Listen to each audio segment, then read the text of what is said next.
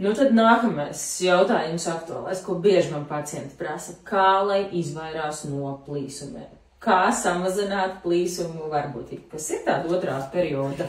Es tā esmu lasījusi, ka apmēram 80% sieviešu kaut kāda lielāka vai mazāka plīsuma ir. Es teiktu, ka pirmām kārtām tā ir ģenētika, cik elastīgi audi ir sievietei, un ir daži triki, ko var darīt, bet tas negarantē 100%, ka nebūs.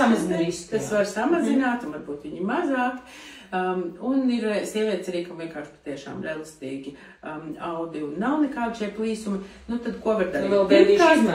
Pirmkārt, pēdējā mēneša laikā īpaši neaizrauties ar saldumiem un augļiem, jo ir starpība, vai vajag dabūt ārā 3 kg bēbīt vai 5 kg bēbīt, tas tiem 50 centimetriem, tas diezgan liels, ja, tā kā jo bērniņš ir mazāks 3,5 kg, jo mazāk šeit riski ar plīsumiem. Dažreiz gan bērniņi dzimst, piemēram, šādu pieaugušu rociņu, un viņi uzrauj to elponīti, lai vai ko mēs tur darītu un mēģinātu. Ja?